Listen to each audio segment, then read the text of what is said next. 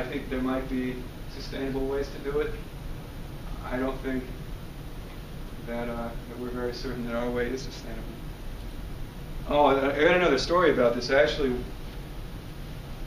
took a temporary job covering ash at an ash landfill that was used by a cogeneration plant, power plant, which is basically a power plant that generates energy by burning scraps left over from logging and mills.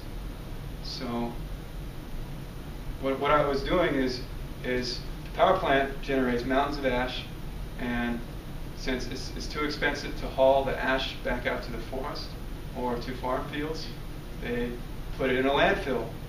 And in its concentrated form, it's a pollutant. So we have to line this landfill with plastic and cover it. And there's all the fertility of the forest sitting in the landfill. And that's just a tiny fraction. That's just what they burn for energy. It's a byproduct of the forestry industry. I hate development. It's taken over Spokane. We know that it's taking up not just cultivated land. I couldn't get a figure for wild land that's being taken up by development, but we lose 1 million acres annually of cultivated land to urbanization. So how are we doing? Well, have a look at the 99% movement to Occupy Wall Street. I think people are not doing so good for all this stress. You guys all have examples in your own lives of how this system isn't really working out for you. And then there's the others. You guys know that Washington has endangered species, like the pygmy rabbit. The thing about the pygmy rabbit is that it needs a sagebrush steppe with deep soils. The trouble is that there are hardly any deep soil sagebrush steppe left because it's great for growing wheat. You need at least 4 feet of topsoil to grow wheat. Everywhere that's got 4 feet of topsoil has got wheat now. And it's only these scablands that are left. But pygmy rabbit cannot live there. There's only a few isolated populations, like there's one north of Ephrata, there's one out in Idaho. But that used to be a big range. It used to be a wider spread species. I finally found roadkill stats. Roads kill a ton of animals. Can you imagine 11 vertebrates dying every second? 2 roads in this country. There goes some critters. Imagine if we could, put those critters on the table. Imagine what effect it would have on the landscape if they were allowed to carry out their life processes. That many animals getting whacked every day. Another big wildlife issue that happens in Washington is that we've continually expatriated big animals from the Columbia Basin. So the Columbia Basin is on the other side of the river, got elk herds, and the Columbia Basin also used to have antelope. But we're doing control hunts, and our tax dollars actually go to hiring people in helicopters to scare the hell out of the elk, drive them away from the Columbia Basin, so we can have this system where there's no animals. I hunted over Yeah. It's crazy. The control hunts. Well, you can only shoot spike. Yeah. The spike bulls, and if you, I saw a big bull, I could shoot it. Helicopters, people driving up and down the road. It's just insanity. That's the last time. But the reason we do it is we have a system of growing our food that can involve animals. We need to keep them out of here.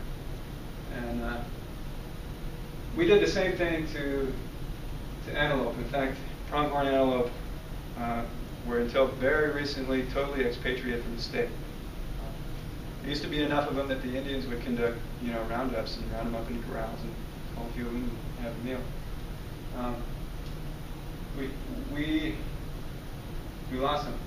Antelopes don't do fences very well. They don't jump very high. They're fast runners, but they don't jump. So we fence the landscape, you lose antelope habitat.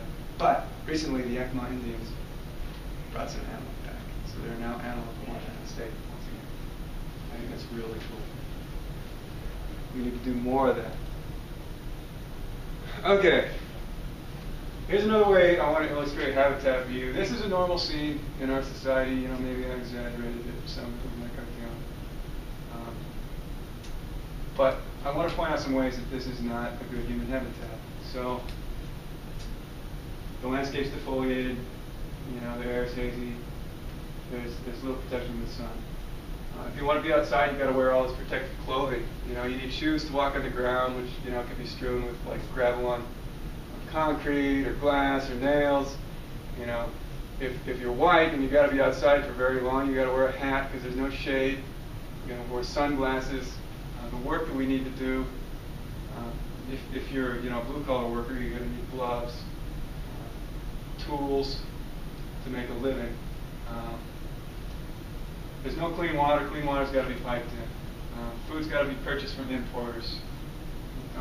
There's no food here available freely. You know, this guy up here in the wheat field is growing some food, but you can't have that. And anyway, it's not in an edible form. It's not like you're going to go over there and pull a baguette up of a wheat plant. It takes a lot of work, like I said, you know, 8-9 hours a day just to survive, just to make your way in this culture. You know, whether you're blue collar or a white collar worker. And the only shelters available are like buildings. They're houses, which burn a ton of energy. A house is not an asset. It's a liability. It uses energy, you know, versus you know, putting energy back into your life.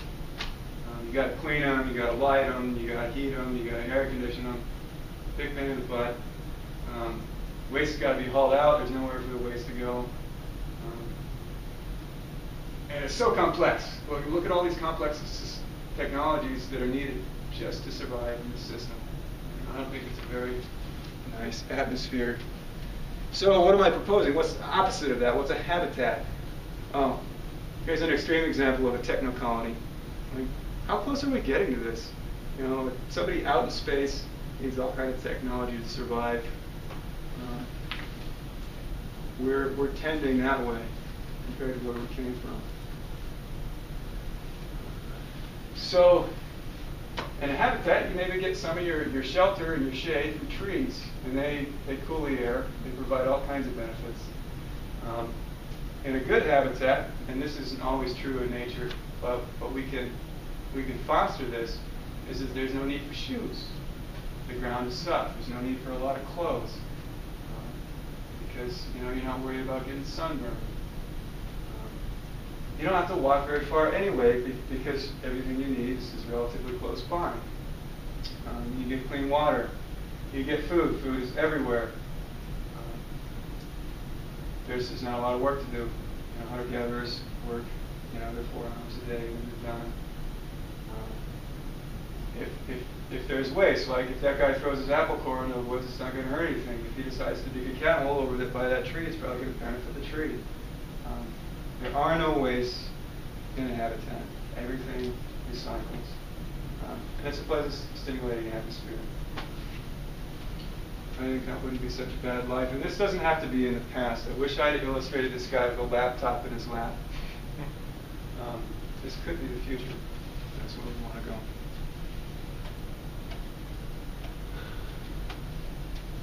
I don't want to read this thing to you, but I want to emphasize this. I want to use my voice for this.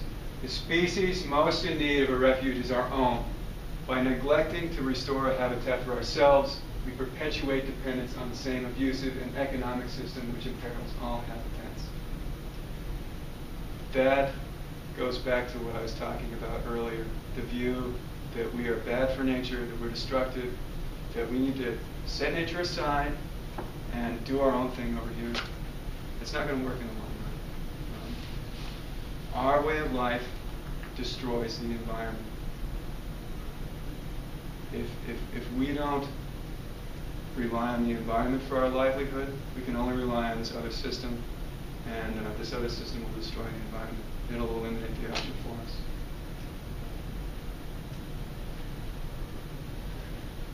And that's not to say that you can't make money in a sustainable way. I think that there are a lot of opportunities in permaculture within the system that are not damaging My point is that we rely entirely on the economy for our survival. We didn't make dollars. We couldn't make it. And we need to rely on ecology instead. That's not to say we can't be involved in an economy like people always have been. But if this economic system fails, we're screwed.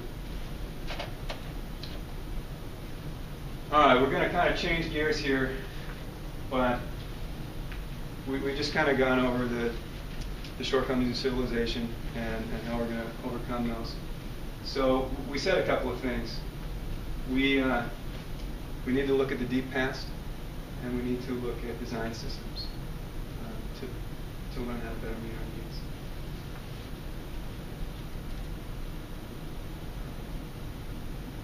So, how did we get here anyway? What's our story? Well, all living things are related, and we're living.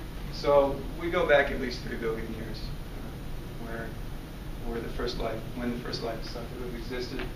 We're primates. We're related to a whole bunch of other animals that still exist today, and animals that no longer exist. So our family, it goes back to the end of the dinosaurs. So it's one of the older families, and we're one of the most mammal-like of the mammals. Things like horses, ungulates, they evolved much later. So we're actually a really established part of nature as primates, and we share a lot of qualities with the earliest mammals. And our relationships with flowering plants extend back at least that far because we co-evolved with them. Flowering plants go back to the end of the dinosaur era, just like we do.